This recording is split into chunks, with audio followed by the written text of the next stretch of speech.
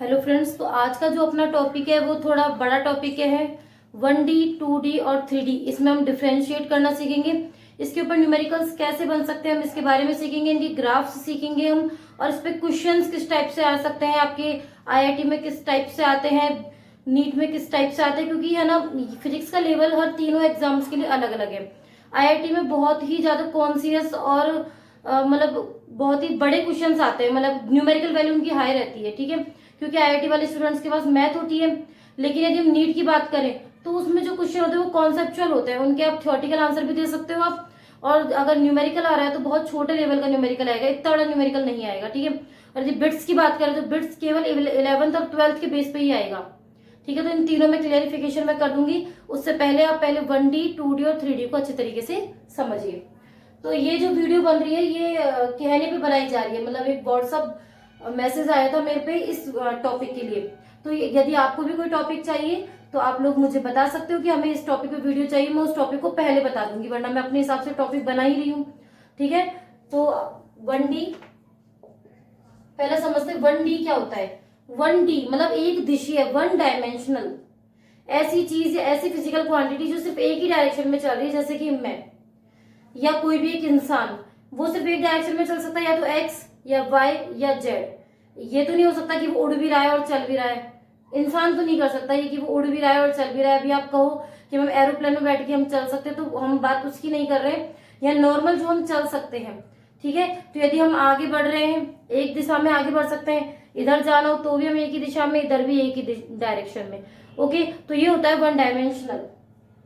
इसके अंदर जो डायरेक्शन होगी वो या तो आई कैप होगी, या जे कैप होगी, या के कैप होगी। यदि हम ग्राफोमेट्रिक रूप से इसको समझें,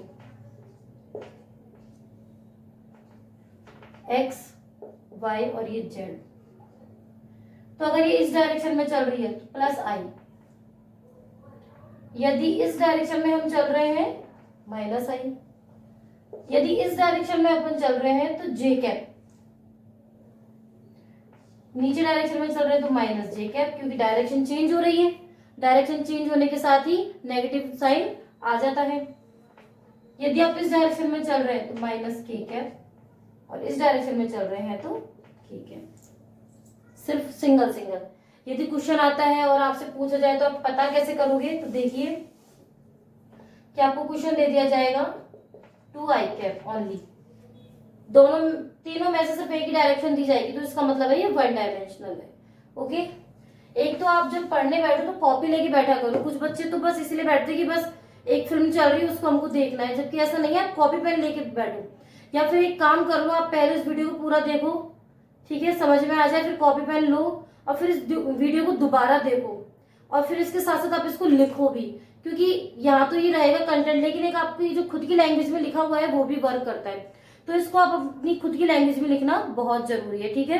तो अब आप क्या करोगे, जो भी मैं लिख रही हूँ वीडियो, जो भी मैं भेज रही हूँ, सेंड कर रही हूँ, उनको आप क्या करोगे, अपनी नोटबुक में भी उतारोगे उन टॉपिक्स को, जैसे कि आप कहीं पर भी जाएं, यदि कभी नेट अवेलेबल नहीं है, यदि आप कभी वीडियो नहीं देख पा रहे हो, या मैं किसी कारणवश वीडियो नहीं भेज पा रही हूँ आपको, तो आप पुराने टॉपिक्स को रिवर्स कर सकते हो, ठीक है।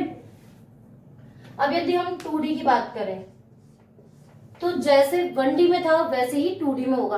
2D के अंदर क्या होगा, दो डायरेक्शन होंगी, एक्स आई कैप प्लस वाई जे कैप, जरूरी नहीं कुछ भी हो सकता है, आई जे के है तो या तो आई और जे, या आई और के, या जे और के। आगे बस सुनने, ये तीनों में से तीनों युग्म हो सकते हैं, तीनों लेकिन अलग अलग रूप में होंगे। अब जैसे कि मैं आपको बता देती हूँ,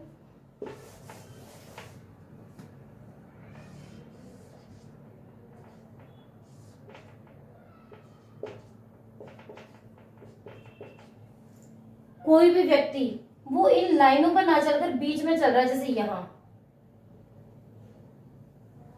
तो इसका बताओ क्या होगा, आई कैप भी आएगा और जे कैप भी आएगा। यदि ये यहां पर हो तो आई कैप के कैप, यदि ये इस पॉइंट पर हो जे कैप के कैप। जनरली जब कोई इस टाइप से चलता है तो हम उसे प्लेन बोलते हैं कि वो कोई प्लेन चल रहा है। एरोप्लेन वाला प्लेन नहीं, प्लेन का मतलब समतल, समतल, ठीक है, PLANE।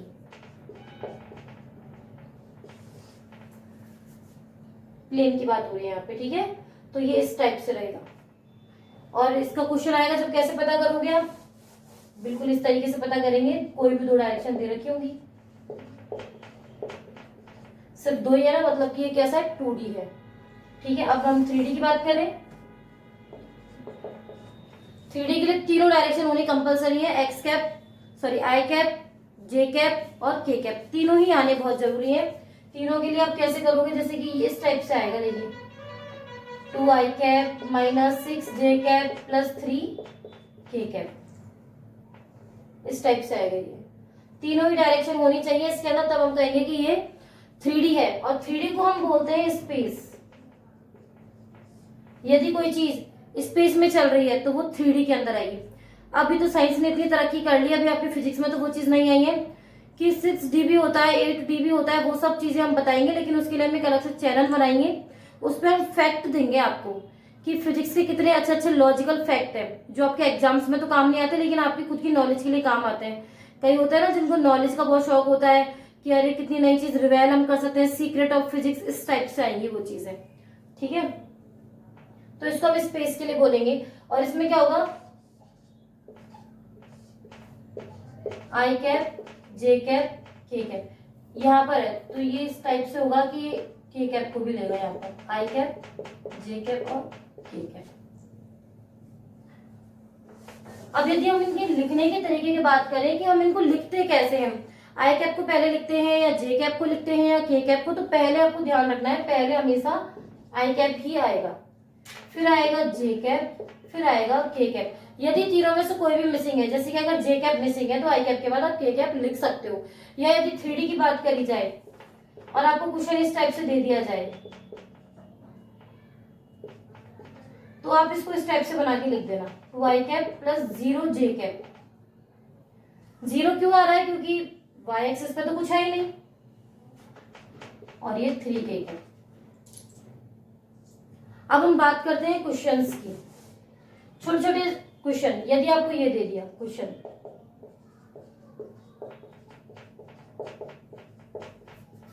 इस टाइप से दे दिया और आपको बोल दिया कि एक्स डायरेक्शन में वो कितना चला है, एक्स डायरेक्शन में कितना पोजीशन लिया है, वाई डायरेक्शन में कितनी पोजीशन ली है, जेड डायरेक्शन में कितनी पोजीशन ली है, तो हम क्या करेंगे। तो इसके लिए देखिए, सबसे पहले तो आप इसका मतलब जानिए कि ये क्या होता है। इसको हम बोलते हैं, जो इसे हम क्या बोलते हैं बेटा, हिंदी में हम इसे बोलते हैं स्थिति सदिश। न्यूमेरिकल सॉल्यूशन करना फिर भी आसान है, लेकिन ये छोटे छोटे पॉइंट्स ऐसे होते हैं, हमसे एकदम से पूछ लिया जाए ये क्या है और हम एकदम रह जाएंगे कि अरे ये क्या है, ये तो हमें पता ही नहीं है। तो पता होना जरूरी है, जितनी भी लाइनें आप लिख रहे हो ना उसका अर्थ आपको पता होना जरूरी है।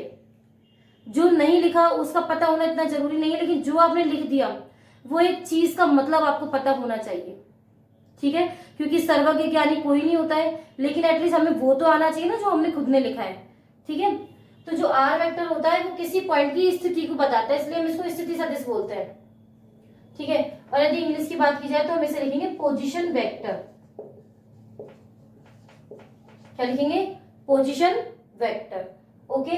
तो हम लिख सकते हैं कि एक्स डायरेक्शन में कितना 5 मीटर, वाई में कितना -2 मीटर, जेड में कितना 3 मीटर, अलग अलग करके लिख दिया, ठीक है। अब हम बात करते हैं मैग्नीट्यूड की कि हम मैग्नीट्यूड कैसे निकाल सकते हैं, परिमाण।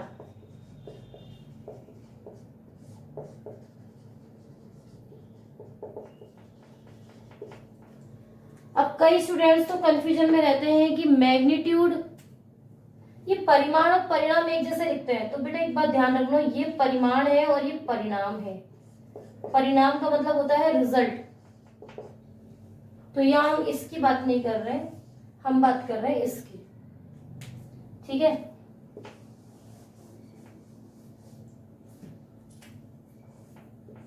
तो अभी हम सिर्फ 1D की बात कर रहे हैं, 1D की। 1D में क्या होगा, यदि आपको इस टाइप से दे दिया जाए 2 आई कैप, दूसरा क्वेश्चन दे दिया जाए 8 जे कैप, फिर दे दिया जाए -3 के कैप। क्या होगा इनका परिमाण? इनका परिमाण वही होगा जो ये दे रखा है। आगे बस समझ में आपको, यदि 1D में सिर्फ एक एक क्वांटिटी दे रखी है तो इसका परिमाण वही होगा जो दे रखा है।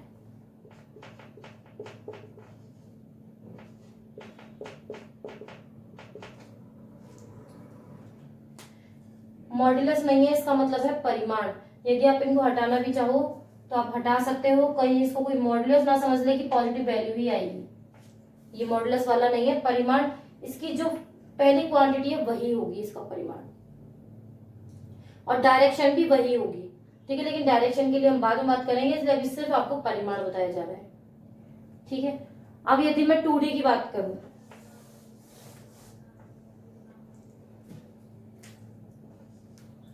तो फॉर्मूला ध्यान रखिए आप। 2D की यदि बात की जाएगी तो फॉर्मूला ध्यान रखना है आपको, x का स्क्वायर प्लस y का स्क्वायर, या y का स्क्वायर प्लस z का स्क्वायर, या x का स्क्वायर प्लस z का स्क्वायर। ठीक है, ये फॉर्मूला आपको ध्यान रखना है। इसका मतलब ये है, फॉर्मूले भी ध्यान नहीं रहे तो आपको जो इक्वेशन दी गई है आप उनके कंपोनेंट का स्क्वायर करोगे, उनको ऐड करोगे और उनका रूट कर दोगे। मैं न्यूमेरिकल बता देती हूँ इसके ऊपर। यदि आपको ये डिजिट दे दी जाए, कैसे निकालोगे इसका? 2 का स्क्वायर प्लस 8 का स्क्वायर,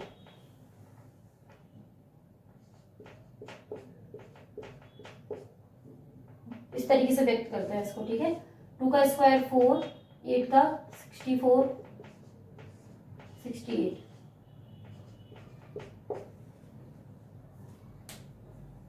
एक एग्जांपल और देते हैं आपको समझ में आ जाए। एक एग्जांपल और दे देते हैं। यदि आपको दे दिया जाए 2i cap plus 10k cap, तो आप किस टाइप से निकालेंगे उसका? देखिए, 2 का स्क्वायर 10 का स्क्वायर, एक सेकेंड, 2 का स्क्वायर होगा 4 और 10 का स्क्वायर होगा 100, तो ये टोटल हुआ 104। ठीक है, समस्या कोई समस्या नहीं। अब यदि मैं 3D की बात करूं,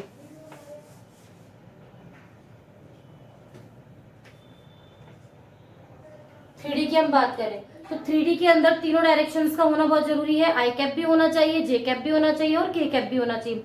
तो यदि तीनों होंगी तो हम कैसे करेंगे, तो उसके लिए भी देख लीजिए। फॉर्मूले में ज्यादा कोई अंदर नहीं है, डायरेक्ट फॉर्मूला आ जाएगा, एक्स का स्क्वायर, वाई का स्क्वायर, जेड का स्क्वायर। यदि आपको क्वेश्चन दे दिया इस टाइप से, 2i cap minus 3j cap plus 5k cap यदि आपको दे दिया जाए, तो आप इसको किस टाइप से सॉल्व करोगे?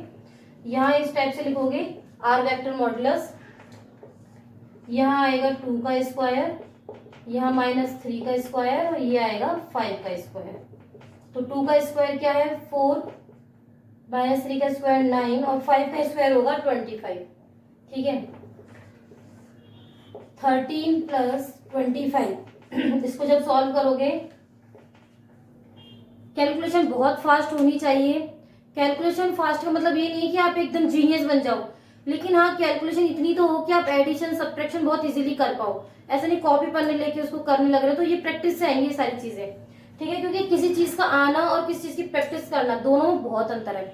आप लोगों को प्रैक्टिस होनी चाहिए, क्योंकि आता आपको सब कुछ है, आता तो आपको सब कुछ है, लेकिन आपको प्रैक्टिस नहीं है। तो यदि प्रैक्टिस नहीं होगी तो फिर हम एग्जाम में कैसे करेंगे, क्योंकि एग्जाम में हमारे पास बहुत ज्यादा समय नहीं होता है।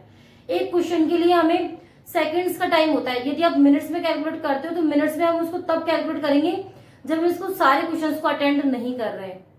ठीक है, तो हमें बहुत ज्यादा 1 मिनट का लगभग समय मान के चलना चाहिए, उसी में हमको सही आंसर निकालना होता है। और यदि कुछ क्वेश्चन ऐसे होते हैं जो बहुत ज्यादा सोचने वाले होते हैं तो वो बहुत ज्यादा समय ले लेते हैं।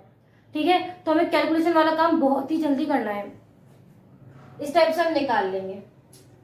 ठीक है, ये तो 1D 2D 3D इसकी हमने बात कर ली, मैग्नीट्यूड कैसे निकालते हैं। अब हमें ये देखना है कि इसमें तो हमें कोई एंगल दिया ही नहीं है, लेकिन जब एग्जाम में हम करने बैठते हैं या फिर कहीं से कोई क्वेश्चन आता है तब उसमें तो एंगल भी दे रखा होता है, तब उस एंगल का क्या करें। तो रही बात एंगल की, तो एंगल के लिए मैं आपको समझा देती हूँ। एंगल वाली जो चीज है 1D में नहीं होती है, 3D में नहीं होती, ओनली 2D में होती है। तो जो आपको एंगल वाली चीज देखनी है 2D में देखिए, 3D का तो बहुत ही बड़ा कॉन्सेप्ट हो जाता है, उस लेवल के क्वेश्चन तो इसमें आते भी नहीं है। 2D का लेवल आपका जो भी है वो मैं समझा देती हूँ। एंगल दो टाइप से लेना है, एक तो लेना है 90 का एंगल और एक लेना है थीटा एंगल। यदि आप थीटा एंगल वाला समझ पाओ तो 90 एंगल वाला याद रखने की जरूरत नहीं है। अब वो कैसे करते हैं वो समझिए। देखिए, बात करें 2D की, आपको एंगल दे दिया यहाँ 90, ये x, ये y, और ये कोई P पॉइंट, P पॉइंट पे बन रहा है यहाँ पर x और y। यदि आपको 90 का एंगल दे दिया तब तो जो इसका आंसर निकालोगे आप वो इस टाइप से निकल जाएगा।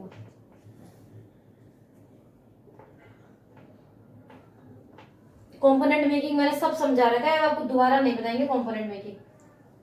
अब कंपोनेंट तब बताएंगे जब आपको जरूरत होगी या आप मुझसे कोई क्वेश्चन पूछेंगे। यदि आपको कोई और एंगल दे रखा हो कि ये इस टाइप से है दो चीज, ये P है, ये Q है, अब आपको R वेक्टर निकालना है। अब भाई अब कैसे निकालोगे आप R वेक्टर, तो इसके लिए निकालने के लिए सुनिए, ये फॉर्मूला है P square plus Q square plus 2PQ cos theta. इस फॉर्मूले से निकालोगे अब आप इसको, ठीक है। अब देखिए ये समझ में आ गया ना, तो मैं अब इसके ऊपर क्वेश्चन बता दूं। यदि आपको दे दिया जाए ये P वेक्टर, या फिर आपको डायरेक्ट अगर मैं करवाना चाहूँ तो डायरेक्ट भी करवा सकती हूँ इसको, ठीक है, तो डायरेक्ट भी आप कर सकते हो। यदि आपको दो चीज दे दी जाए इस टाइप से, ठीक है, मैं यहीं पे दे दूँ इसको।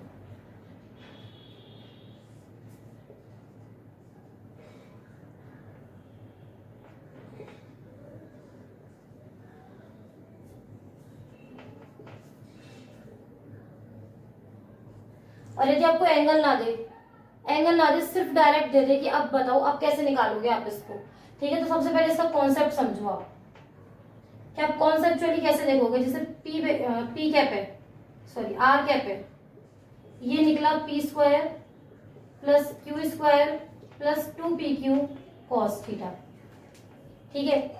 अब मैं इसमें बताती हूँ आपको कि इसी फॉर्मूले से सारे फॉर्मूले कैसे बनाओगे। पहला केस, यदि थीटा 90 हो, यदि 90 होगा तो देखिए कैसे निकालोगे, P square plus Q square plus 2PQ cos 90।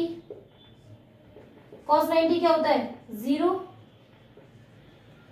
Cos 90 0, तो ये पूरा भी 0। क्या आंसर आया, P square plus Q square. बन गई ना वही फॉर्म जो हम चाह रहे थे, ठीक है। तो ये इस टाइप से करते हैं हम इसको। अब आप क्वेश्चन समझ लीजिए, ये आपको दे दिया 2i कैप, ये दे दिया 3j कैप, और जो थीटा दे दिया वो दे दिया 30 डिग्री। तब आपसे पूछ लिया कि पोजीशन वेक्टर निकालो, तो पोजीशन वेक्टर कैसे निकालोगे, 2 का स्क्वायर 3 का स्क्वायर प्लस 2 3 cos 30। बताइए बेटा ये सही है या गलत है। इस टाइप से दे दिया जाए और आप इसको कर सकते हो क्या, कभी नहीं कर सकते, ये गलत है। अब बहुत से टीचर्स इसको सही कर देंगे लेकिन ये बिल्कुल गलत है। मैं बताती हूँ कैसे। कभी कभी मिस्टेक हो जाती है कि ये 2 और 3 नहीं है, ये 2i कैप और 3j कैप है। तो i और j दोनों का डॉट मल्टीपल क्या होता है, 0 होता है, तो आप इसको सॉल्व ही नहीं कर सकते। और दूसरी एक चीज आपने देखी नहीं कि यदि आपको इस टाइप से दे दिया जाए कि ये i कैप और ये j कैप, मतलब ये पूरा i और j अलग अलग है, इस इनके अकॉर्डिंग तो इस टाइप से बन रहा है ये,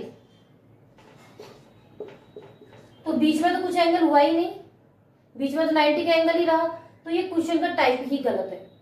इस क्वेश्चन को आप नहीं कर सकते, ओके। तो इस क्वेश्चन को आप नहीं कर सकते।